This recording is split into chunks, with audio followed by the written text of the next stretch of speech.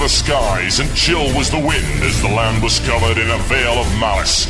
Across the hill did ride a dread army of the night, cloaked in mist and fog, prepared to rain down death and destruction upon the land. And the people did cry out for a saviour, a noble soul to save them from their impending demise. Just as it seemed all was lost, in strode a mighty hero, clad in shivering metal from head to toe. Wielding a terrible broadsword, he did cleave his foes in two, smashing their ranks asunder with righteous fury. And when the day was done and the enemy strewn across the fields in pieces, the people did turn to the warrior and say, "We shall name this day in your honor. Speak unto us your wisdom." The warrior said one word that day: epic.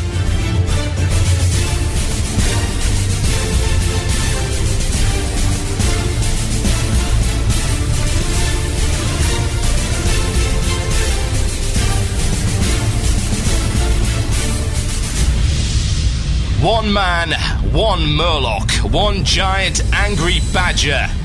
This is Blue Plz. It begins now.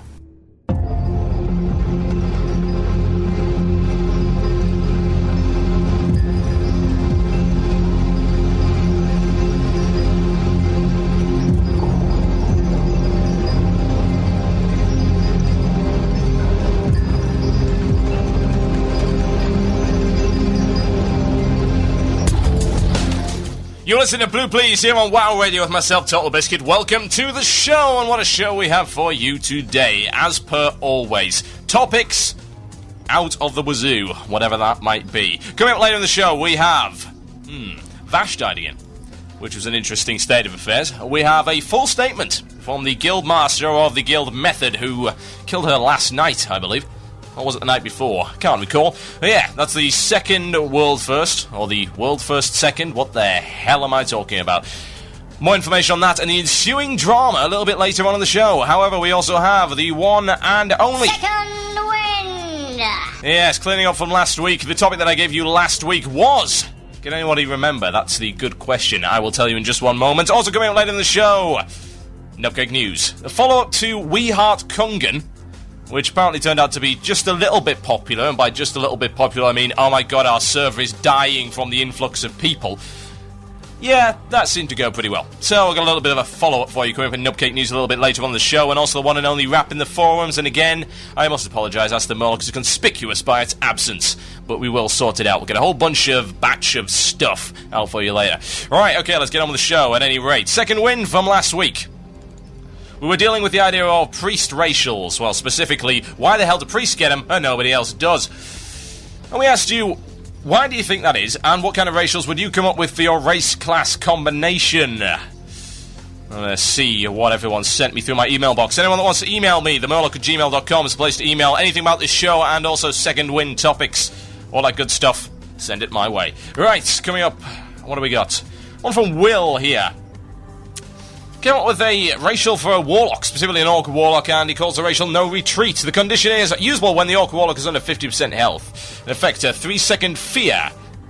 Ignores, is immune, unbreakable. Think death coil without the damage.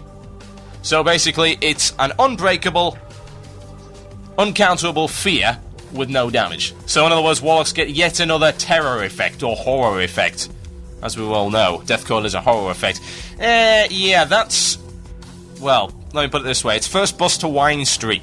People are going to hate you for that one. Absolutely hate you. Which could be funny, to be fair. Now, Will Francis comes up with this one. As a gnome, I would like a racial which actually worked. Good point. Escape artist at the moment does not work properly on crippling poisons. Let's face it, when has escape artist ever worked on anything? Only one of the worst abilities ever created. Absolutely disgraceful.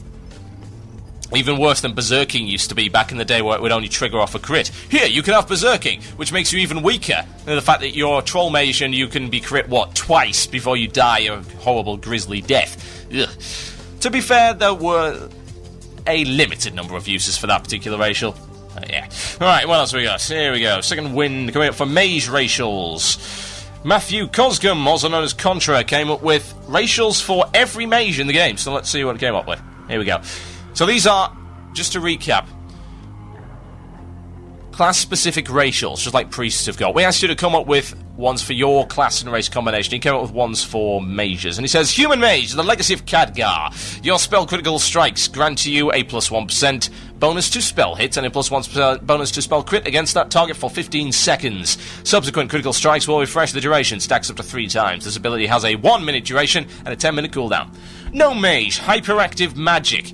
The kind of magic you have when you've eaten 3 bags of Haribo and drank an entire bottle of Red Bull. Hyperactive magic. Your spell haste rating is increased by 320 for 10 seconds. In addition, spell cooldowns less than or equal to 30 seconds have their duration halved for the duration of this effect. 10-minute cooldown. Note that the global cooldown would still apply. Draenei Mage, the power of Argus. The effects of magical buffs on you are doubled. Elixirs, potions, temporary weapon chance, auras and temporary buffs. Activatable trinket effects, for example, are unaffected. Lasts for 20 seconds, 5-minute cooldown. Inspiring Presence is the only exception to auras. And Undead Mage, Cryptic Wisdom. The amount of intellect per 1% crit is decreased by 4. Passive. This ability is earned at level 30. I have no idea how this would scale per level, as I'm not entirely sure how much int equals 1% crit depending on the level. Yeah, that's nuts. That's quite nice, but still nuts. Although I would go for it. I think that'll be kind of the thing you'd expect no mage to go for, but then again, since they already have increased intellect anyway, I can't see that being too viable. Troll mages get supposedly big mojo. While under the effect of berserking, your spell critical strikes increase your spell haste rating by 80. Stacks up to 5 times. So, a class-specific racial that interfaces with an actual racial. Reasonable idea. And of course, Blood Elf Mage. Combustive Magic. Your counterspell ability has a 2% chance to cause the mana of the target's currently casting spell to explode, draining the mana cost of the spell from the target and dealing damage equal to half the magic drained. This ability is passive and earned at level 30. Not too shabby. Has to be said, now, the vast majority of priest racials are in fact active, and passives are specifically more imber. Very much so. Something that you don't have to worry about. The generic buff is significantly more imber than activatable.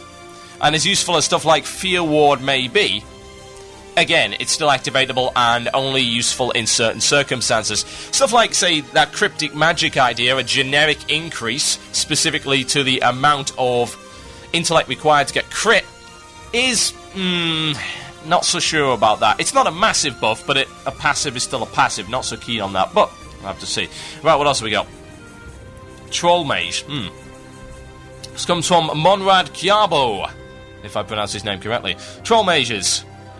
A class-specific racial for Troll Mage could be a Voodoo Flask. It is a conjurable item that lasts for 2 minutes with a 6-minute cooldown. The mage can only use it himself and can only have one in his inventory at any time, and it has 3 ranks. At rank 1, at level 35, it gives you 40 spell damage for 2 minutes with a 6-minute cooldown. Rank 2, at level 55, gives you 8 spell damage for 2 minutes and 250 spell damage at rank 3. That's insane. I'm sorry, but that's nuts. I mean, Jesus. There would be no reason to play anything other than a Troll Mage if that were the case, because if you look at that, 250 spell damage for 2 minutes and a 6-minute cooldown. Okay, so you're looking at 2 minutes and then 6 minutes to wait. So you're looking at 25% of 250, and that's the effective extra raid damage you get. That is just crazy good, though. Really crazy good. Oh well. Undead Mage, she says, Will of the Dead, rank 1. Puts a curse on the target for 1 minute. It does 40 damage every 3 seconds and 5-minute cooldown. So it's a dot, in other words. Mages don't really go for dots, but then again, let's go on there. Rank 2, level 70, puts a curse on the target for 1 minute. Does 200 damage every 3 seconds and 5 minutes cooldown. That's just insane. I'm sorry, but that is just nuts. Just give an example of just how easy it would be to make class-specific racials completely and totally imbalanced. As creative as they may be, they're also insanely overpowered. Which, to be honest, is one of the arguable reasons why Blizzard may have not integrated them in the first place. They put the priest racials in maybe thinking, okay, we could put these in and add ones later, and then realise, oh dear, as soon as we change everything, everyone complains about balance issues. So let's not change anything at all, let's just leave them there. If we took them away, people would complain. And let's face it, we don't want any less priests in the game for the love of God and all that is holy. See what I did there? Anyway, yeah, so not a good idea. Not a good idea at all. it would seem to me that adding the actual racial abilities would give a specific amount of diversity. And as I said last show, I am not keen on the homogenization of classes and races and factions at this point in time. The fact that everybody seems to be becoming this blob, if anything. Horrible, horrible blob of things. They are exactly the same as their peers. And it's all gear dependent. And let's face it, it's been gear dependent since day one, but it would be nice to have some actual effects of picking races, for the love of God. It's not really too much to ask, but I do believe Blizzard are a little bit scared as regards to what's been going on with balancing in general, and what's been going on with the community as regards to balancing, and the fact that balancing is one of the biggest community hot buttons that always keeps resurfacing. Right, we've got a few more emails coming in, and he says, I think it's this way. This is from Jamie Sperry, also known as Corrupt. I think it is, in a way, a little bit too late for Blizzard to introduce radical racial differences, as it would affect people's roles in raids and force them to fulfill a particular role. For example, if human priests were best suited to healing, then all the guilds would want exclusively human priests in terms of healing priests, and a few people would take a human shadow priest. But then again, could this be something for the new expansion? Yes, I am assuming that a new expansion will be announced at BlizzCon. Maybe this would go hand in hand with hero classes. Let us say for a second, you could begin with a hero class from level 60 or so. If you had a hero class exclusive to each race, it would only make more of a difference between the Alliance and the Horde, but it would give you many more options. Say, 1 or 2 generic paths for each class and a race-specific path. Yeah, I would to some degree agree with that. The thing about racials right now is that racials really aren't about who's the better healer or who's the better DPSer. If you look at Priest Racial specifically, if you look at stuff like Desperate Prayer does not make a human priest a better healer. Yeah, it's a ZOMG, it's a panic button, effectively. Doesn't make them a godlike extra healer, and you don't go and min-max your raid on the basis of that. Dwarf Priests, yes, they get Fear Ward, that makes them exceedingly useful in raids. Draenei Priests now the same, but that doesn't mean that all you will take is Dwarf Priests, because they are not in any way better healers than any other priest class. Race-wise, anyway. And let's not even talk about Star Shards, shall we? Star Shards makes DPSing priests really good. Star Shards. God. The result of Blizzard taking too many mushrooms. Oh well, never mind. Let's continue, see what other emails we've got today. This is from... Oh, God, that is a long one. Let's go with that. This is from Jordan Davis, also known as Afterburn. He's a level 70 human paladin on Vecnilash US from the Guild Veritas, and he says this. As I am late posting and sending this to you, I'm going to go ahead and give my opinions on the second wind you already declared for this week a few days ago. My opinions and ideas for class racial abilities. My opinion. Personally, myself, I wouldn't like to see race class racials on each of the different classes for each different races. Just mainly because it's one of the factors that makes the priest class unique in itself. I just guess it adds a little bit of diversity to raids as regards to usefulness goes. If someone is playing a dwarf, night elf, troll, or priest in your group or raid, I'm going to go ahead and throw it out there that Fear Ward is more than likely the most useful priest racial in the PvE experience. To be honest, I don't think anyone's going to argue that at all. It's always been the way that Fear Ward has been a godlike thing, and people back to the days of Magmadar being difficult have been saying, well, Alliance have got the advantage. Well, it is sometimes the case. At least it was back in the day, until it became a little bit less useful. But anyway. And it says, yeah, so it's the most useful priest racial in PvE. We already know that, whether it be raid or not. Casting this spell on a tank in a fight that fears, such as Nefarian, even though that's Blackwell Lair, no one goes there anymore, is really friggin' useful. The tank doesn't lose primary aggro, and after the fear's gone, everyone can resume their positions in the raid as if nothing happened and do their thing. Now, after that said, everyone knows that Fear Ward is only available to Draenei and Dwarves, and those are 2 races on the Alliance side. But if you take a closer look at the Alliance Priest racials, they're more befitted to PvE purposes, while the Horde Priests are more built around the sake of PvP. Let's take a look at their racial abilities.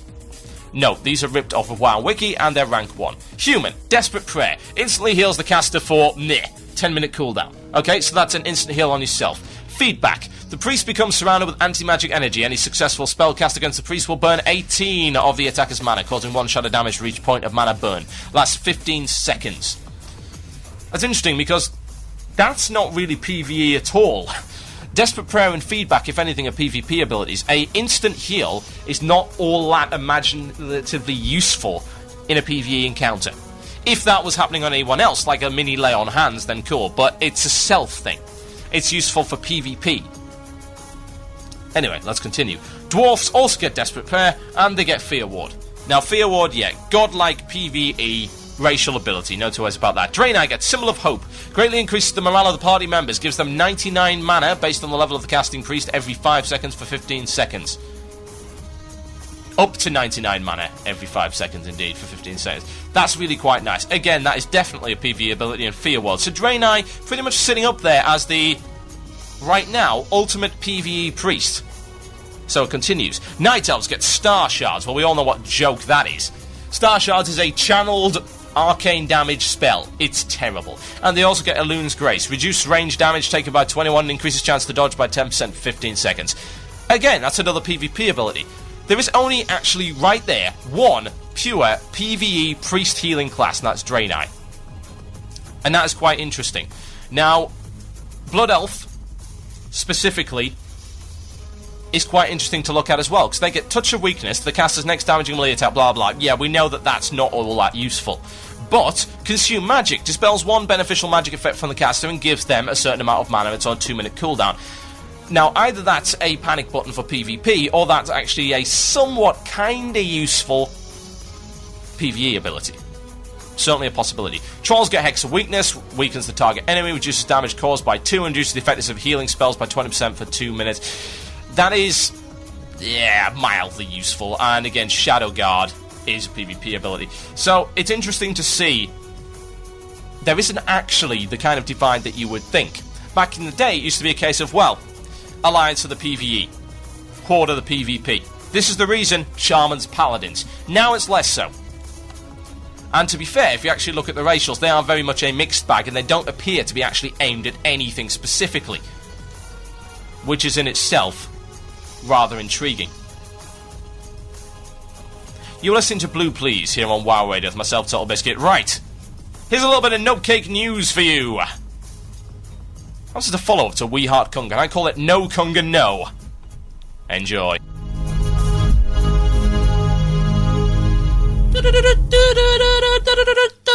Nopecake news! Stop that.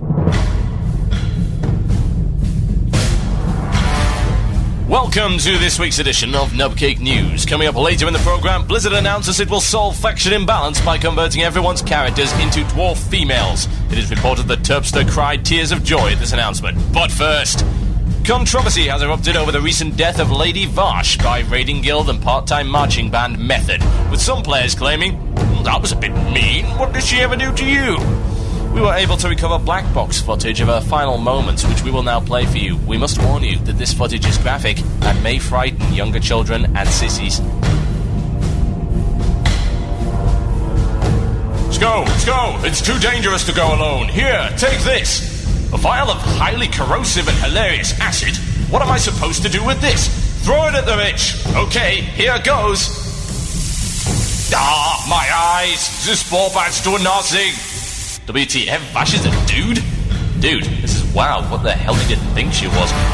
However, not all is kittens and roses and vials of hilarious acid here in World of Raidcraft, and some have called into question the legitimacy of Nihilum's World First. In an effort to resolve the situation, guild leaders from some of the top raiding guilds in Azeroth have called a conference in which they have decided to sit down and set down firm and solid rules as to what is a World First and what is not.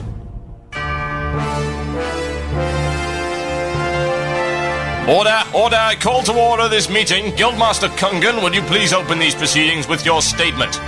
Kungan smash all others are weaklings. Very poignant, thank you. Now, I must bring to attention the fact that the peasants are revolting. Yes, I know, they're disgusting. Look at them in their greens. Greens was so last expansion. No, I mean they're up in arms over world firsts. They seem to be confused as to what is a world first and what isn't. Well, that's understandable. These days it's not as simple as just killing a boss anymore. There are various other factors to consider. Indeed. So, we must, for their benefit, since their opinion is the definitive reason as to why we raid in the first place, we must set down firm and solid rules for world first kills. Sko of Method, if you please. Thank you. Yes, if we believe that a world first kill must involve killing the boss first in the world before everyone else. Yes, that's unsensible. What do you think, Gerald D. Fanboy? Don't be ridiculous. In this modern world of Warcraft, it is not enough to simply kill a boss anymore. It must be done with panache, with style. Okay, what do you mean by that? Trick points. Trick points? Yes, we must learn lessons from previous raiding games such as SSX Snowboarding and Project Gotham 2. I see. So, what do you have in mind? Legitimate world first may now only be done upside down. Upside down? What, you mean the entire raid? Of course! That'll separate the real raiders from the fakers. Well, that makes some sort of sense, I suppose. What do you think of all this, Kungan? Kungan has been tanking upside down since Rage Firechasm. Kungan tanks all. Feed the Kungan. The Kungan hungers. No, Kungan, please. Kungan, will you please stop devouring the guests? Kungan, sorry.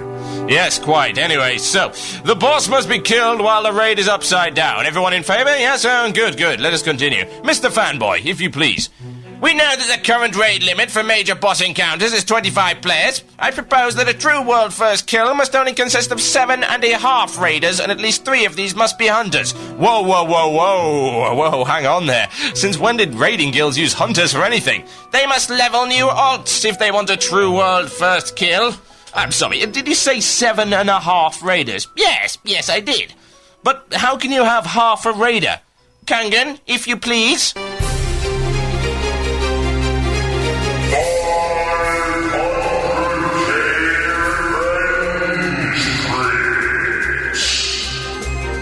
Oh God, my legs! He severed my legs! Oh God, the agony! See? Half a raider. Yes. Someone get some heavy rune cloth on him before he makes a mess of the carpet. But all of this is only enough for half a world first. Wouldn't half a world first be a world 0.5? Surely that would actually come before a world first. Does this mean that all previous world firsts never actually happened? Exactly! But let's not talk about that now. It has come to my attention that some of the lesser guilds have been using consumables to get ahead. A true raider must not do this. A true raider must in fact debuff himself. But how can we do this? Simple. Every attempt must be made with res sickness. Only then, after these criteria are fulfilled, may a world first be achieved. Yeah, that sounds pretty reasonable. Kungan, what do you make of all this? Kungan, is that a paladin you're wielding? Kungan heard about pally tanking. Kungan thought he'd try it. Kungan tanks all. Kungan, I don't think that's what they meant by pally tanking. My God! Stop hitting me! Good God, why?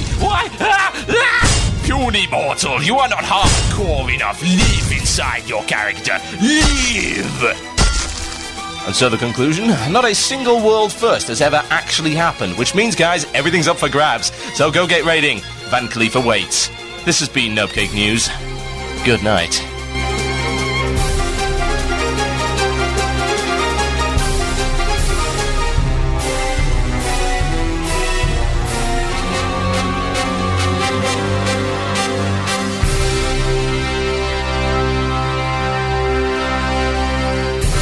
You're listening to the podcast and archive of Blue Plz. You can listen in live on Sundays at 17:30 GMT. That's 12:30 Eastern Standard Time with a lively musical pre-show kicking off 1 hour beforehand. If you like WoW Radio's productions, then make sure to dig our shows at dig.com and check out our website at www.wcradio.com. Fully licensed and stamped approved by the Cenarian Circle Women's Auxiliary. You're listening to WoW Radio.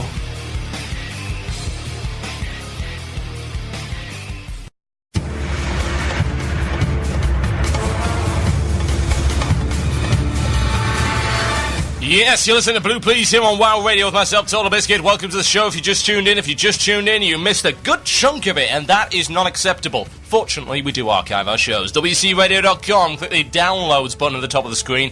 Every show we've ever done, all there for free. No strings attached. Gotta love it. Right, you just heard the sounds of the D4 with Get Loose. Before that, White Lion Transformers. Classic. Anyway, let's get on with the show. Now, some of you may be aware that Vashj has been killed again. You might actually, if you're not into the raiding scene, which would be quite surprising if you actually listen to this show, since we're relatively raid-centric here, you might not know that Vashj had before yesterday, only been killed once. And that was, of course, by Nihilum. You may also know that Nihilum never managed to kill Vashj again, and in fact stopped bothering, and went all the way up to TotalBiscuit, which is apparently a lot more fun and a lot less buggy, if you don't count Allah getting stuck in the air and stealth nerfs for arcane resistance. Now, the question is, or at least the question some of the community is asking, is this the world first, or is this the world second? Well, logic dictates, of course, it's the world second. This is what most people, including Method, are actually saying. This is our world second. Or an alliance first. Which it is. Which is cool. But then again, you're not taking into account the fanboys. The fanboys get in like, oh no, Nihilum's kill wasn't valid, and it wasn't valid because it bugged out. The funny thing was that the bugging as regards to Nihilum's kill was an HP bug. And that's like, okay, fair enough. You might possibly call into question the legitimacy of the kill.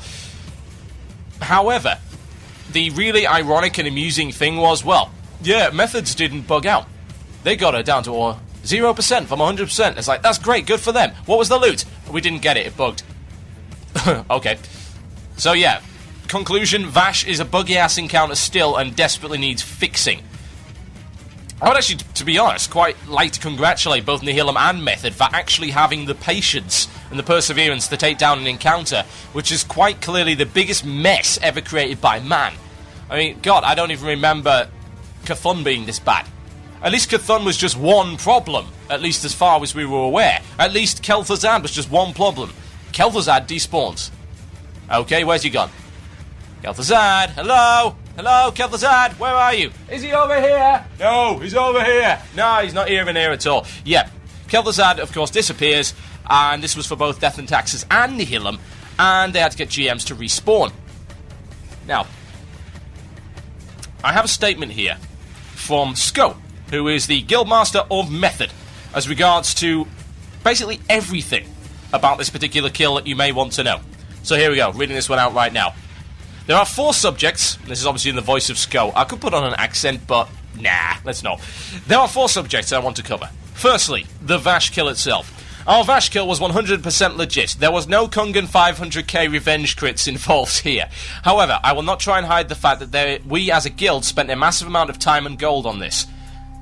We have been attempting it on and off since our first lurker kill, and that's on the 22nd of March 2007. For those unaware, the Vashj encounter forces the raid to use maximum consumables from very early attempts due to the fact you simply don't have enough DPS otherwise to survive Phase 2 with the whole raid up.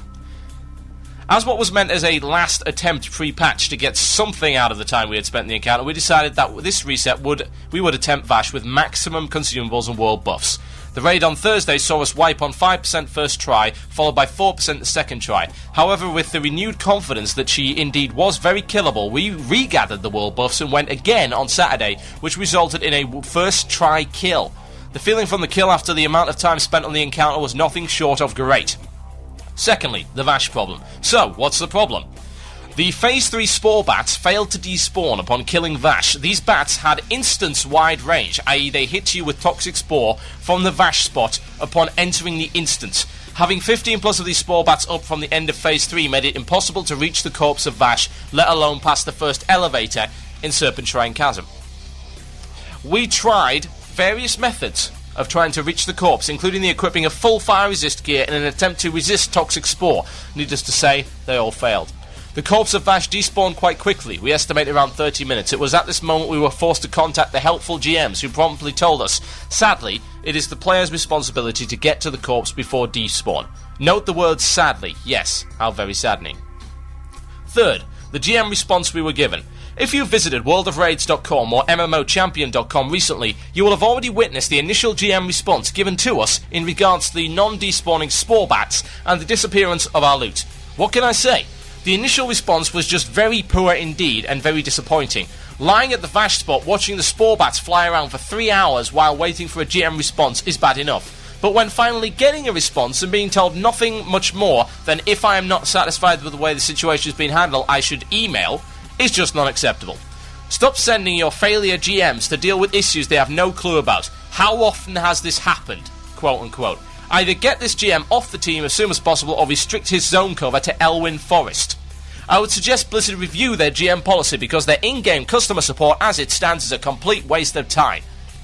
You pay these people to annoy? As it is now, from the most recent GM response 6 or 7 hours after the incident, we are awaiting the incoming trash loots, allowing us to close this chapter. To round off, a few thanks. Most importantly, I would like to thank the guild. We believed we could kill her regardless of wiping countless times or what initially seemed to be an impossible encounter. The numbers just don't add up. The enthusiasm and preparation could not have been better. A special shout out to those who attended the majority of wipes but were unable to attend the final raid. A few names coming to mind including Ray, how the hell do you pronounce that? Raziolocus, Aranus, Pi, or is that Pay? Never know. Emily Spear, Shiv, and Sil, who recently managed the impossible feat of wiping on the chess event in Karazhan. May I just give them a golf clap for that? An event that can be soloed. Congratulations. Anyway, finally, I would like to thank the support given to us by the majority of the raiding community, both EU and US, in regards to obtaining the loot and sending a clear message to Blizzard that their customer support in handling this issue is nothing short of a joke. Final note. In reply to those who believe we got lucky, I have every confidence that if we were able to attempt our next reset, we will come away with a kill. Zuzu and Noma are soon to release our Vashj kill video on warcraftmovies.com. Stay tuned. Anyone wants to check out the conversations with the GMs can do so. www.worldofraids.com/news/GM Talk 1, 2, and 3.jpg. That's 3 separate screenshots, GM Talk 1, GM Talk 2, and GM Talk 3. And GM Talk 3 is a PNG for some inexplicable reason, but there you go. So that's it, worldofraids.com/news/GM Talk 1.jpg. And 2 and 3. Now go and have a look at that if you're interested in it. Now, that's a statement from Sko, Guildmaster of Method. And I must say congratulations for taking them down. Now, there are 2 issues that I want to cover, and these are going to be covered in 2 separate segments because, good lord, they are heavy issues. And if anyone has any comments on them, themurloc@gmail.com is the place to email. Get involved in this particular discussion here on Blue Plz. Let's go for GM service first. Now, we've covered this in the past. I believe there is a rather notorious quote. Did your pet solo Nefarian? True story. That actually happened. And that is very, very disturbing. Now, from a GM perspective, I have to say that you can't blame them entirely. Now, this might sound a little bit controversial, because, yeah, it's very easy to blame the frontline customer service. But let me tell you, I work in frontline customer service. And there are a lot of times I have to work with what I'm given. And that is not a massive amount. Now, here's an example of what Blizzard, specifically, not the GMs, Blizzard could have specifically done. Now, they hire GMs, yep, that's fair enough. They should be hiring GMs with in-game knowledge, also fair enough. What they should also be doing is arming their GMs with current information. And it doesn't matter if that information may never get used. Here's an example. As people know, I work for Game. I'm on frontline customer service. I have to deal with this kind of stuff every single day. People will come in and ask me queries, and usually I'm able to help them.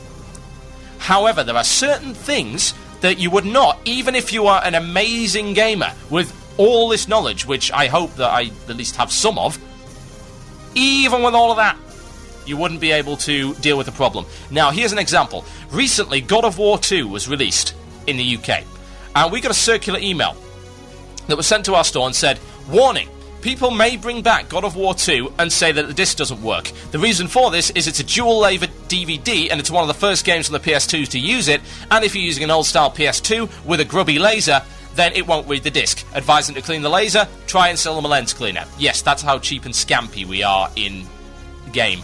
Try and sell them a lens cleaner. Anyway, that's not the point. Now, that information is not something that me, as a gamer, no matter how much knowledge I have, would have known. However, it's the kind of thing that you as a customer would expect me to know. Okay? Now you can apply that to the GM situation. GMs should know a massive amount of stuff, no two ways about it. They should be able to assist people with problems, and if they can't, they should be able to refer directly onto someone that can. They should not be dealing with something that is out of their league. Maybe this is just because GMs want to be helpful, and no, they will press on regardless of the fact that they can't help people with the problem because they don't have the necessary knowledge, and they end up just looking like fools in front of people. Maybe that's the way of things. I'm also aware that GMs have certain quotas as regards to how many problems they need to solve and how many tickets they need to solve in a particular day. So it's people just looking out for their job. I would hope, at least, that GMs would know who Lady Vashj is and the current status. But let's just assume for a moment, and I think it's disgraceful. I do think it's disgraceful that they don't. Let's just assume for the moment that they don't. Now, whose responsibility is it? Is it their responsibility on whatever meagre wage they're expected to work on, or is it the responsibility of their employers to arm them with the necessary information? Again, take it back to the God of War 2 example. Myself, very knowledgeable as regards to games, hardware, anything. Fire a question at me and 99% I'll give you a good answer. But certain issues that affect the minority, that's the time where the company has to arm the customer service staff with the information they need. It goes back to all of this. You take the Nefarian example. You take the example with Allah, the Phoenix God, who when killed by Nihilum, died in midair. There's also a lack of consistency, and that really disturbs me. Take a look at the Allah kill. Allah, they got their loot, eventually, yeah? Now Allah, as you are well aware, died in midair. So they couldn't loot. So they had to get a GM sorted out. Eventually they got their loot. However, note what was said by that GM. Note what was stated in SCO's statement today. Quote. Let's just find this quote briefly. Sadly, it is the player's responsibility to get to the corpse before despawn. Now, that didn't happen for Nihilum. Nihilum were not able to get to the corpse. It was stuck. It is the player's responsibility. Not the GM's, the players. That's what that GM is specifically saying. That is the excuse that the GM is giving. Now, that's not to say that they did not try. Good God, I mean, going to the fact of wearing full fire res gear just to try and get through that crowd, just to get a loot, that is innovative play. That is the mark of truly good players that don't just sit down and cry. They try, and they try, and they try to get to their loot. I got a lot of respect for that. I really do. And the rest of you should as well, as far as I'm concerned, because that is perseverance. That really is an example of hardcore perseverance right there. But yeah, inconsistency right there. That rule was not applied in Nihilum's case, but it was applied in Method's case. They're two different bosses, cool, but that is a generic rule. That is the kind of thing that should be applied to everything. Now, if you're going to have a policy with regards to that, by God, you should enforce it equally.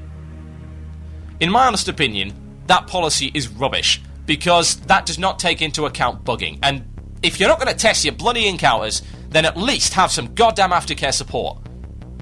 Because while these people may be in the minority, these people are banging their head up against encounters to beta test it for the rest of you. And if any of you go and say, I don't care about endgame, I don't care about these guilds blasting down these encounters and banging their heads and all these bugs, they should be working on content for me, what do you think this stuff is? Eventually, you might get there. If you say, oh, well, I'll never get there, then all you are is an amateur. You're just giving up. Because at the end of the day, what is there to this game other than raid progression? That is, as far as I'm concerned, the main focus of the game. Progressing the character. Two ways to do that: PvP, PvE. PvE is the bigger one. Always has been. Probably always will be at this rate. So, by the fact that Nihilum, Method, D&T, Curse, all these big guilds are pushing the envelope, they are effectively rattling down, shaking down, finding the bugs and beta testing encounters for your benefit. They really are. They are doing it for your benefit, while they may of course be doing it for their benefit. You say, whoa, well, it's for their loot, blah blah blah. Yeah, okay, it is for their loot, fine. But it doesn't change the fact that that is exactly what they're doing, and they are being bloody beta testers. Now, to a certain degree, that is acceptable in an MMO, because not everything is supposed to be fixed, but for the love of God, you can deal with the fact that encounters are bugged by having good aftercare, by having good customer and technical support, by having people who are knowledgeable, who are able to deal with this kind of thing, and where is the dedicated team? I mean, for God's sake, you need at least a few knowledgeable people with the power and the responsibility of dealing with this kind of thing. Otherwise, people are just going to get sick of it, and they're going to leave, and they're going to go find another game where they're better supported. You listen to Blue Plz here on WoW Radio with myself, TotalBiscuit. A little bit of Ed Guy coming up right now. Nail to the wheel. Enjoy. You're listening to the podcast and archive of Blue Plz. You can listen in live on Sundays at 17:30 GMT. That's 12:30 Eastern Standard Time with a lively musical pre-show kicking off 1 hour beforehand. If you like WoW Radio's productions, then make sure to dig our shows at dig.com and check out our website at www.wcradio.com. I am Octale. I am Hordak. You are the world. And we have something to talk to you about. We want to tell you about a CCG. No, the CCG, called The Spoils. What's The Spoils, you ask? Well, I'll tell you now, and I'll punish you later for your insolent questioning. The Spoils is a CCG produced by Tenacious Games, and in our combined 20 years of CCG experience, we've yet to find its equal. Magic, technology, giant cat people, man-eating dragons, and of course, leech-speaking elves. All of these things come together to form the ultimate tournament and just plain fun card game. So ask about The Spoils in your local game store and visit www.thespoils.com to learn more about the latest and greatest card game on the market. Brought to us by Tenacious Games. This is WoW Radio, the Weekend Report. Do not say they heard us singing this out. Oh my god, Leo, you are so fired. The Lore Keepers. Let's start with the random lore questions, okay? And Darren, will we ever be able to faction up with them? AKA, will they ever come out of where they're hiding and say hello? WoW Things Considered. Sir, I'm a reporter for WoW Things Considered. Can I get a moment of your time? Flame, death, destruction. Vendor Trash. I said, hey, Static, we don't even know exactly what's wrong with you. Do you want to do a radio show on Fridays at 7? I was like, yeah, sure, guys, I'd love to do it. Let's call it Vendor Trash. What a stupid-ass name. Max Speed. What are warlocks famous for in PvP spin? Are they famous for DPSing? No. What are they famous for, Max? Blue Plz. The reason there is such a difficulty disparity right now is that Blizzard has completely abandoned Legacy Raid content. Octale and Hordak versus the world. Hey, Hordak, you're looking kind of sluggish, man. Yeah, I know. I gotta build up some more rage before we can get started. On the cards. You must believe in the heart of the cards. I'm at FDR.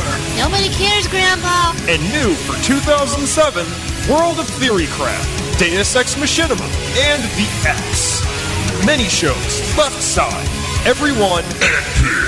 Find out more at www.wcradio.com.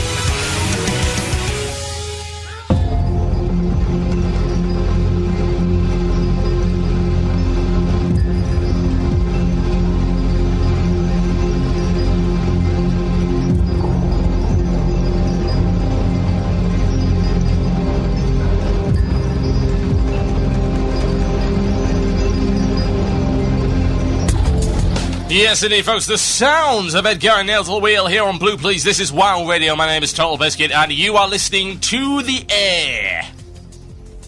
Yeah, I never really understood the whole on the air thing. You are listening to the air. You are on the air. You are under the air. You are to the side of the air. The air is over there. It doesn't like you. Yeah, this is what happens when I drink Lucozade. Anyway, let's see what we got now. As I said, this issue that we're covering, particularly the Method World Second, quote, kill of Vashj, is a very interesting one. And it can be split into multiple things. Yes, multiple things. Now, here's the more drama-fueled element of it, and that is World First or World Second. Or maybe it's World 10th. One of those mystery kills that we just don't know about. There has been debate, and there has not been debate as far as I can see between the guilds. If you go on, say, Nihilum's website, you will find that there is effectively a troll post. It's on the forums. Let's go there right now, nihilum.co.uk. Click the forums if the site decides to work. I'm going to break it in a minute. Let's see where we go. Method EU Sylvanas claiming... Come on, there we go. Method EU Sylvanas claiming World First Vashj. Now, this was posted by some random troll level 1, and it's claiming that Method EU claimed World First. Now, that is not actually true. If you read that thread specifically, and I'll have someone post that thread in the main channel for you, then you will find that that is absolutely, totally wrong. Absolutely 110% wrong. Method have not claimed anything of the sort. What they have claimed is a totally legit kill. Specifically, the post began with Ray saying Method have downed Lady Vashj second in the world. Which is of course true. Method have downed Lady Vashj second in the world. Now, if you go back to the Nihilum thread, you will see that people are basically calling the guy out. So the original poster was just trying to create drama. Yes. That's exactly what he's doing. But he's not the only one. The thing about raiding is people tend to get very emotive over it. Exceedingly emotive over it. It's kind of the rock concert thing in WoW. Someone made an interesting comment on a site quite a while ago as regards to Nihilum, I believe, downing Vashj, and they described Nihilum as rock stars within the community. There's a certain amount of irony to be had there, and I'm sure Nihilum themselves would laugh at it, but it's not entirely and completely inconceivable. Let's have a look at what they actually are to the community. People do look up to that guild. A lot of people don't. A lot of people don't like the guild for various reasons. Cool, fair enough. Nobody's universally liked, especially not someone in the limelight. Anyone who's got a spotlight on them will attract criticism. And the brighter that light is, the more criticism they will attract. That's fine. You've got people that don't care. You've got people who are like, oh, okay, cool. Then you've got fanboys on either side. You've got people who are like, ZOMG, Nihilum is te best, la la la. And like, ZOMG, Nihilum is te worst, la la la la la. And both of these groups are completely and totally irrelevant, of course. And we'll listen to what they've got to say, but they will insist on trolling. And what we have to decide is there any merit whatsoever to what they're saying? And try and discuss both sides of the argument, because that's what being a balanced debater is all about. I do prefer ranting, but I'll try and be balanced this time around. At least for a while, anyway. Let's go and have a look at this thread. So, as I say, the thread was posted in the main WoW Radio channel. That's pound or hash WoW Radio on irc.wowirc.com. Currently provided by MMO IRC Network. Thank you very much. So yeah, it's called Method Down Lady Vashj World Second. And you go down there and you'll find grats, blah, blah, blah, blah. Originally, everything's all good and fine. Until you find a level 2 troll. Of course, again, someone too cowardly to post on their main. Grats on world first real kill. And then it starts to get a little bit dodgy. It's like, now don't get cranky because they didn't manage to kill her before Nihilum, blah, blah, blah. Both kills don't count, grats on world first loots. Of course, there's the irony there, because it was a bugged kill, but never mind, anyway. So you got some random level 2 troll blithering on about it's the first real kill. Now, the question is there any validity whatsoever to what that person is saying? As annoying and trolly as he may be, and there are other people in the thread that are actually saying that kind of thing. Although most, that's just saying, you know, congrats. As in Nihilum. Nihilum saying, congrats. People from Nihilum are like, great, well done, excellent. I'm glad someone else has had the guts to go up against this bitch. And that's fair enough. That is the kind of camaraderie you would expect to find in the endgame raiding environment between the people who are actually doing the encounters, not the people who are sitting on the sidelines who are wiping on Moreaus. No offence to those wiping on Moreaus legitimately, if you've only just started, but if you just do it because you suck, well, you're not really in any kind of position to comment on what really makes a world first. It's not entirely surprising that people are pulling this kind of thing out of the hat. You can look at a little bit of history as regards to World First, and you will see that this is not the first time this kind of thing has happened. Go back to the Cthulhu kill. The Cthulhu kill, people actually complained about two things. Firstly, they complained that due to the way a fix was applied, a hotfix, certain people had, specifically the US side, had to deal with clearing the whole of Anchorage 40 again, whereas European maintenance is on a Wednesday, not on a Tuesday. So Nihilum were able to kill Cthulhu before the entire instance reset, so everything was cleared up to Cthulhu. And people argued, well, that's not fair, it's not a legitimate world first, blah, blah, blah. The second point was that they then actually went as far as claiming, and this might sound very odd to you now, but back in the day this was quite serious, and people apparently weren't used to this kind of thing happening. Well, it's not a legitimate world first kill because they're buffed up to the nines with world buffs and consumables. Now, some people at that point genuinely believed that this was a bad thing and this was cheating. It's not legitimate until you do it without the world buffs. Oh, really? Well, that's interesting because right now, consumables are pretty much required, and it's very poignant to point that out, now that Gil's Light Method and, of course, Nihilum are saying you cannot kill Vashj without being buffed up to the nines with consumables. You can't get through Phase 2 quick enough. You can't DPS her down hard enough by just using the gear that is currently available to you. Now, that's the way it really should work. You should just be able to use the gear available to you and down it, but that's not the way it actually works. Right now, gear is so mind-numbingly terrible, as people will attest, and they're having to alter massive amounts of endgame gear. I mean, for God's sake, just look at the bloody Paladin gloves that dropped in the first place from Vashj, just to how bad those are. Those are worse, arguably worse, than the gloves from Achumen the Hunter, who, as anyone can attest, including Roast Biff and Max Map's new guild, you can, in fact, down Achumen on your first attempt the first time you go in there, and it's not even remotely difficult. And they would be absolutely correct in that assumption. Achumen is not difficult, yet drops gloves better than those. That is just stupid. Absolutely 110% mind-numbingly stupid.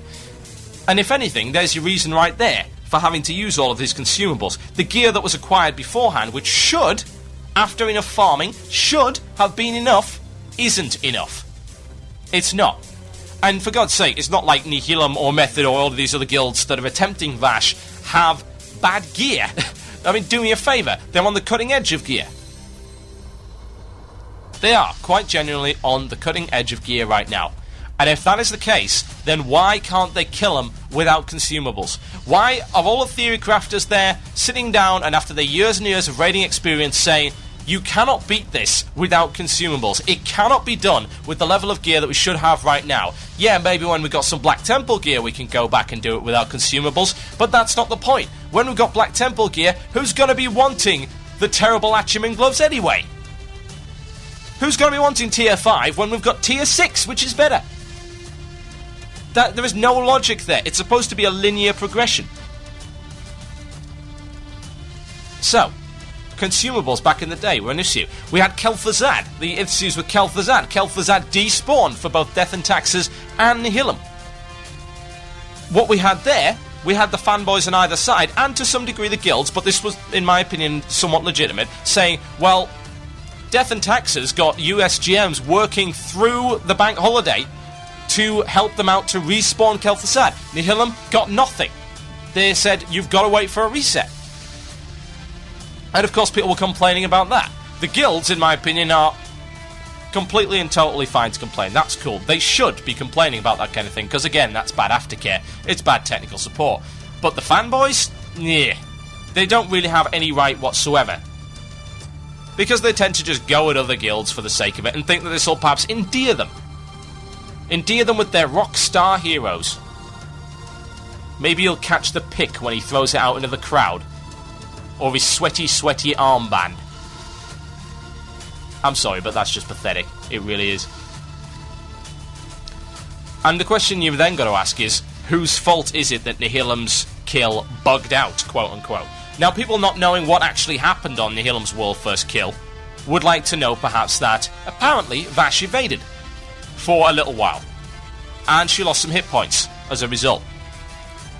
Wasn't a huge amount on the great scale of things, but it was significant. And of course now people are coming back and saying, well, it bugged out so it wasn't really a world first kill.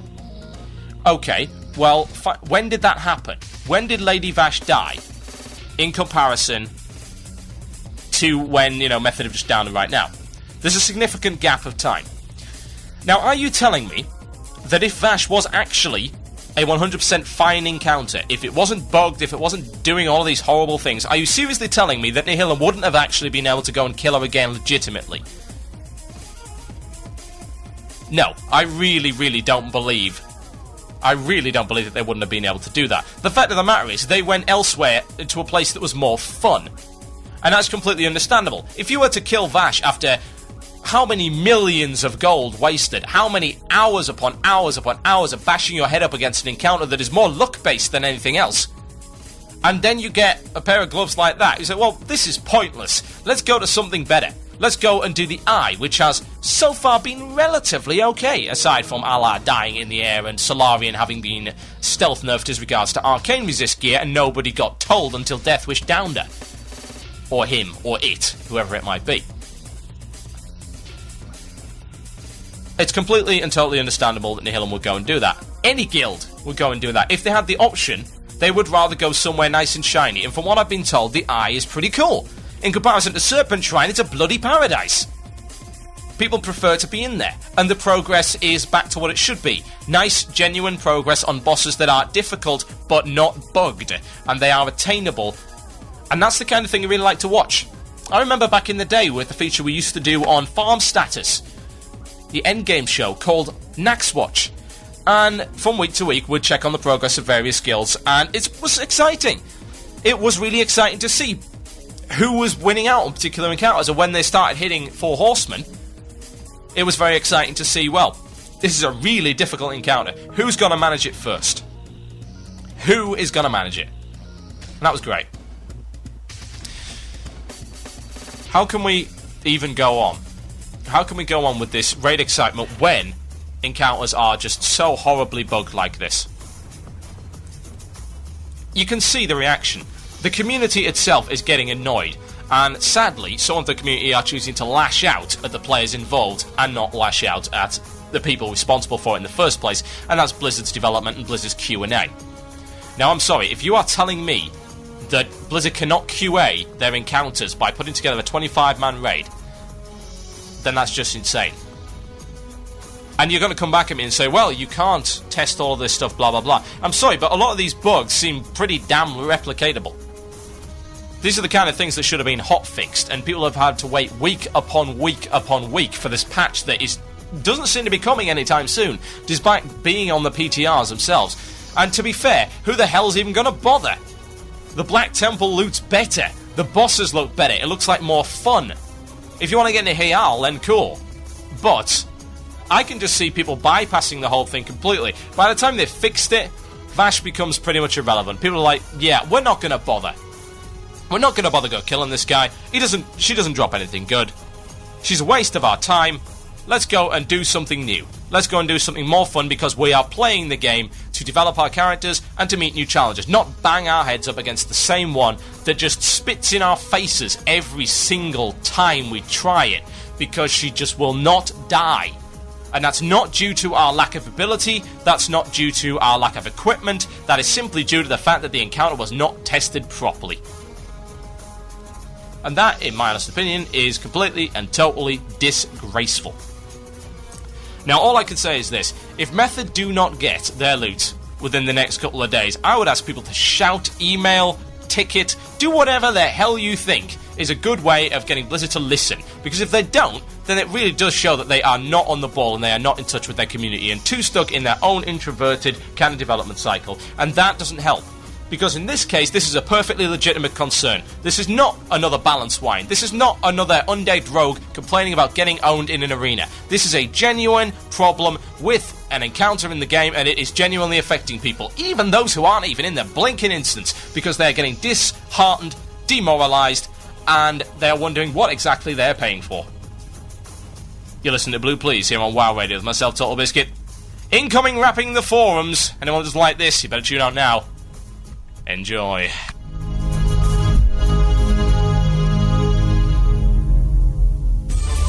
Yo, yo, yo, phone shizzle and so forth. It's time for yet another edition of the one and only Rapping the Forums, the worst feature ever. It's where we take the worst posts we can find in the forums and turn them into hip-hop styling for fat beats. Yes, beats. Right, let's get on with it. This is an interesting thread, and it's called Please Make Help. Oh yeah. It's a 1 and a 2 and a 3 and a 4. Please make help, I would want to know, as I haul to go to desolate chain plates since I do not know where. And then a champion who continues to kill, like making to me thanks thousands. NB, which are the best place in order to increase that levels. He, sorry baby, but I have no other way, thank thousands. You say what? K, I think it's trying to communicate fascinating. The warrior said one word that day, epic. Does he need directions to Desolus? A bodyguard to get him there? Sexual pleasures for a warrior in plate, lol. That was a good one, that's what he wants. He wants someone to show him the way to Desolate, and then kill all the mobs when he's there so he can get the XP. I think he wants a warrior to do, as he mentions plate. But that could have meant anything. As Horde, you have to run quite a long way to get to the fly with this shadow play village. I usually run for Sun Rock Retreat to stop telling matters via the Chart Veil. If you want help questing in the area, you better ask for help on your help. Would be great if you told us where you are from so someone could help you in your domestic language. Lol, I love you. Over your skill in languages impresses me. Yo, mighty cow, I salute you. P.S. Chart Veil is full of nasty little things, though. You have to be very, very sneaky, moo, or carry a really big stick. Sneaking up on fire animals while carrying a really big stick is one of my RL hobbies. Why, Lord, this thread delivers. I wish everyone who wasn't so mean. This guy apologized for using Babel, so it probably her only means of communication. At least Omra gave some useful advice. Otherwise, this poor person would simply be made for not being able to speak proper English. Meh.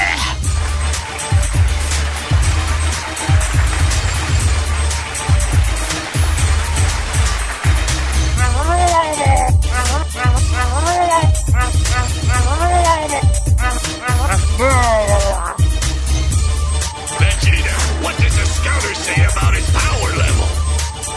It's over 9,000!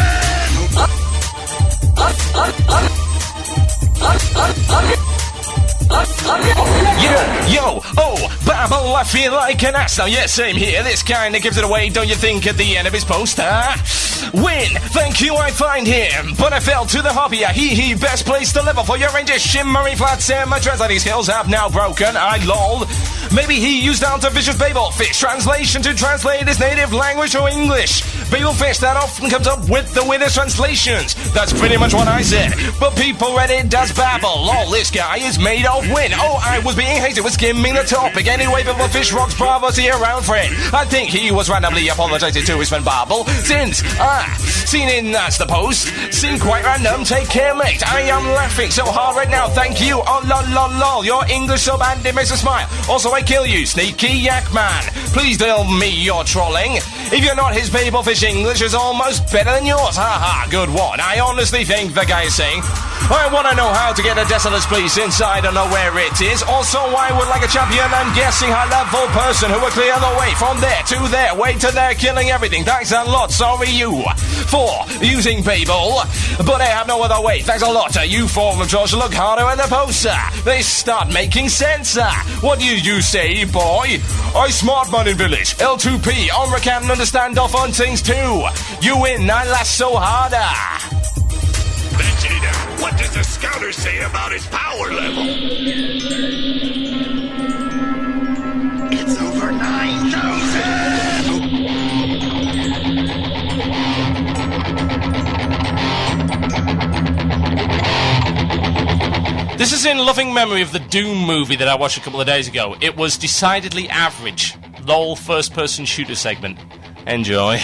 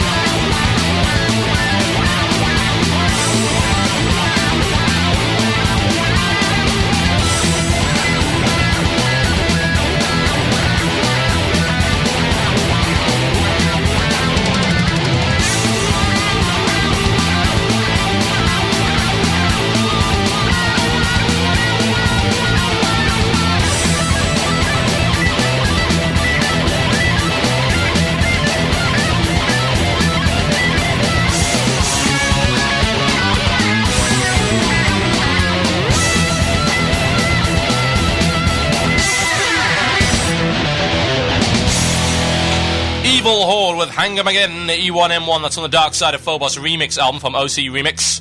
Go check it out.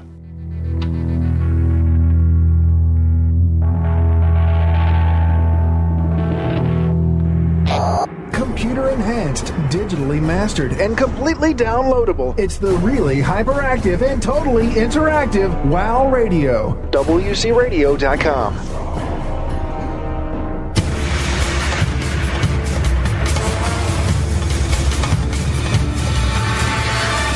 Oh yes, the sounds of Evil Horde, Hang 'Em Again. I do love that track so much. Seriously, go check it out. It's an OC remix track.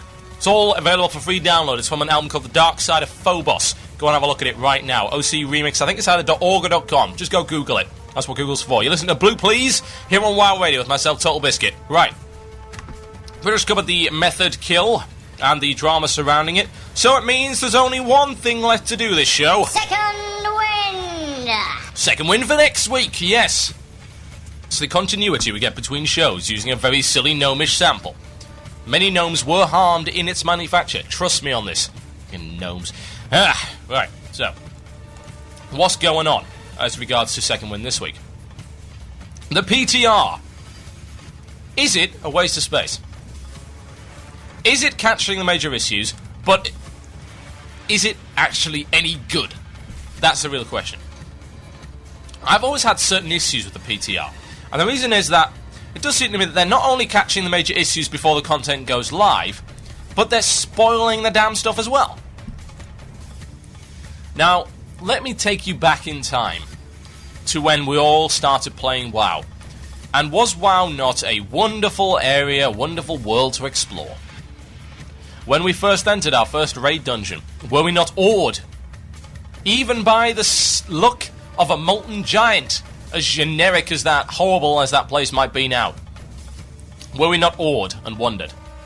When we first went and dealt with Nixia, did we not find it an awesome encounter, an amazing spectacle? When we first entered a new zone, did we not think, wow, this is different, this is cool? And where is that now? The problem with the PTR, if anything, is that under the guise of testing content, people are going there and effectively ruining it. We already have seen what happens at the end of Black Temple, and that is really disappointing. It really, really is. And it's not even a case of going to watch a movie for it. It's all over the place. It's like, you can say, well, you know, a kill movie, blah, blah, blah. Yeah, but that's on the live realms. That's where anyone could have theoretically got there. This is even before it goes live. We've already got the ending of the Black Temple completely spoiled. You know what, I didn't want to see Illidan until I actually got in there, or at least someone got to him, and then everyone get really thrilled and excited by it. Because one guild has forged ahead and got there, and it's like, wow, here, look at what we got. If anything, that's bragging rights for a guild. Something that should be attainable for it. But in a PTR, of course, all of that stuff's already been seen. Mount Hayal bosses, already been seen. A lot of the Black Temple bosses, already been seen. We've seen all of this stuff. Even Tier 6 armor, pretty much spoiled before we even get to have a look at it in-game. We've already seen it in all its wonder and splendor and glorious silly wings. Now, for me, if anything, this is just my opinion, as is everything on this show. For me, that pretty much ruins a lot of it. It really does ruin some of the mystery of the game. Mystery is a very, very good thing indeed, and right now there isn't an awful lot of it in the game, and that is quite sad. The exploration of the Outlands, of course, was amazing. That was probably the best example of that mystery being re-injected into the game, and you would hope that content patches would be able to do that with some less degree. The problem is, if you do PTR hardcore like that, then a lot of the mystery is not going to be there. Now, of course, here's the reason for the PTR. Well, you get to test new content. To be fair, who is actually testing the content? Not a massive number of people. I've seen shots from the Guild Impervious, who have been dealing with Mount Hayal bosses specifically, and they're having them death touch so they can go and test. That is pretty much like one guild who's doing that. Why even give it a public test role? Seriously, why is it even there? I actually do genuinely believe that it is for commercial reasons, for some degree. It's to show people, hey look, this is what we've got coming for you, please don't cancel your subscription. And that is valid to some degree, from a corporate standpoint at any rate. But from a gameplay standpoint, that's actually pretty damn lame. Spoiling all of this cool content and seeing it before it gets out sucks. I hate it. I really do. It always seems to happen. People hacking the files to get the information, people going on hacked servers with the files, people going there on the PTR because they've even been death touched their way there, or they've hacked or exploited their way to a final boss to show people the pictures of it. And you can't avoid it. It's not like you can avoid a movie. You can avoid a movie. A movie will be clearly labelled. A movie will not necessarily be linked in a chat. You just can't do that. You're not going to download a movie without realising what it is. When you open a picture, that's it. The mystery is gone. When I open a picture of Illidan, I can see, right, the mystery of what Illidan looks like in World of Warcraft is completely and totally gone. And I'm not a lore buff. I'm not a lore geek. I don't care about the lore. But I do care about characters that I have seen in Warcraft 3 and Frozen Throne. Of course. You'd imagine that most people that play WoW have at least played a Warcraft game. Or at least know what it's all about. They certainly do now that they've played. And you can be the person in the world that cares least about lore, and you will still get a little bit of a kick when you see a character like that. It's when whenever we first see Arthas, whenever that might be, when people saw Magtheridon. All of these major characters that were in the game. Even Thrall. Let's go all the way back. When the first time that you saw Thrall, did you perhaps have a little shiver up your spine and said, yeah, that's cool. He looks like how I thought he would. He's got a big friggin' hammer. And yeah, that's Thrall. He's got a big friggin' hammer, a nice armour, and he speaks as you would expect Thrall to speak. And that is a very cool thing. It's the reason, if anything, why the Caverns of Time is so good. Specifically, the Durnhold Keep. Is it Durnhold Keep? I can't remember. Anyway, it's the Thrall mission. Old Hills, Brad. That is seriously cool. Why is that seriously cool? Should be blatantly obvious to people. You get to see characters. You get to see characters that were in the game. You get to fill in some of the pieces of the storyline for yourself, and you get to take part in it. And surely, if anything, World of Warcraft is about that. It's about taking part in the ongoing storyline of the game of Azeroth. Now, in my opinion, it is spoiled if that content is put out there too early. You want to go and experience it for yourself, and if you are fed this content, force-fed, if anything, by people in the community that do insist on going the PTRs and saying, well, here's this, then that kind of does spoil it to some degree. But then again, can you really blame them for doing that? If the facility is clearly available and Blizzard are saying, this is fine, you can go and have a look at this content. We are not stopping you from posting it anywhere. This is not like an alpha. We're not going to restrict people posting. Then can you really expect people not to post it? No, of course not. Absolutely not. That's not the community's fault. The community wants this kind of thing. At least some of the community do. The problem is that, of course, it then gets inflicted on everyone else, whether they want it or not. Which, yeah, is lousy in my opinion. I don't like it. It's not my thing. I really don't like this kind of thing being spoiled, specifically. Now, I would like you to email me for next week's show, of course. I would like to know what you think of the PTRs. Are they being used in the way that they should be? Are they being used to fix bugs? Do you know specifically of any major bugs that were found in a PTR that were fixed before it went live? How could they be done better? Should it simply be a private test run where certain high-end guilds are invited to go and play the content? But then again, what's the implication of that? Players have taken on this content in the PTR, therefore they're more than prepared to deal with it live, where world firsts really count. What's the implication there? Does the world first culture mean that PTR raid testing really shouldn't be happening at all? Or should it simply be a case of where all of the pretty much major guilds get access to it? Anyone that maybe has killed whatever, has got this far, gets access. I did see that recently, actually, that you had to have a certain level of access in order to get into, I think it was the Black Temple. You had to have attuned for something. More of that, please. If you truly want to make it a fair and level playing field, and you really want to use that PTR to test raid content, to make sure we don't have the problems we're having with Vashj and all of these other encounters that we had beforehand right now, then that's what you do need to do. Restrict it to those players and let them do it. But if anything, I would have bound to a pact of secrecy. I don't want to see that content. I want to go in there myself. If it goes live and people want to see the content, fine. But to be honest, I don't want it spoiled. I don't want the present spoiling before I open it, effectively. I don't want to know what's inside that nice shiny box. Don't want to know. When it's Christmas, fine. But on the 26th of November, I do not want to know what's inside my Christmas present. And I don't care if that's a failed analogy, I'm going to do it anyway. Shout-out time, folks. You've got 3 minutes to send shout-outs to me at themoloch@gmail.com or PM me on IRC. All shout-outs to me right now. And I shall throw them out to you. Can I have a shout-out to me? That's Bladescope, 70 Ally Rogue and the Venture Co. for finally getting friendly with Bloodsail Buccaneers, and to the belts that made it interesting for me. A shout-out to Kiki because the stream keeps buffering. Yes, our connection sucks. This is a big shout-out to Virgin Media. You blow ass. You really, really do. You are the worst ISP I have ever seen in my life. I'm supposed to be on a 10 meg connection. My broadband test when I ran it a couple of hours ago was showing me 500k. 500k! I could tie together a piece of string and 2 baked bean tins and I could get a better bloody ping than that.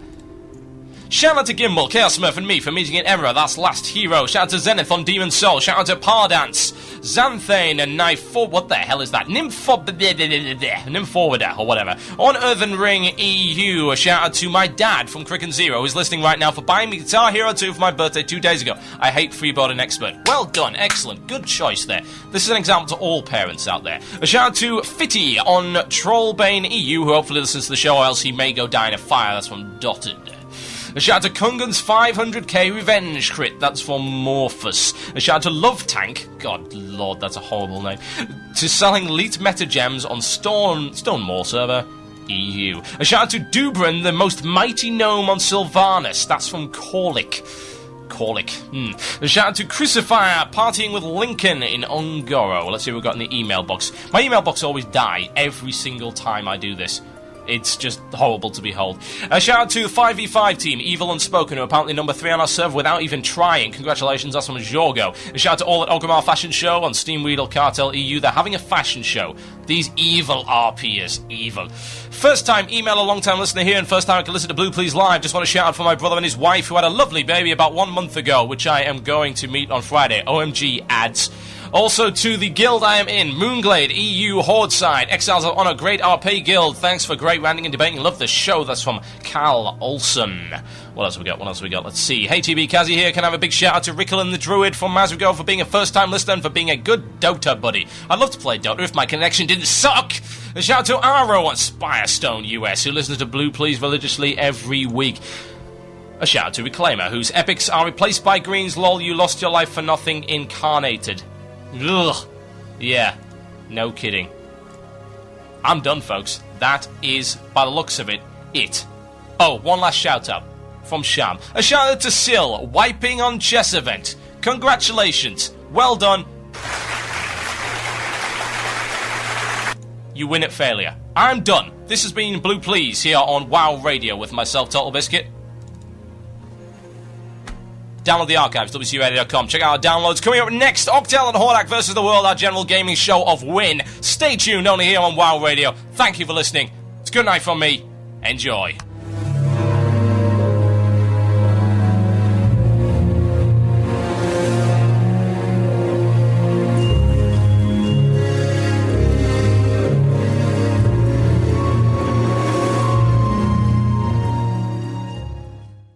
You've been listening to the podcast and archive of Blue Plz, one of World of Warcraft's longest-running podcasts and shows. You can check out our other shows at WCRadio.com. Be sure to dig us at dig.com if you like what we're doing, and rate us on iTunes. You can, in fact, download all of our other shows at WCRadio.com.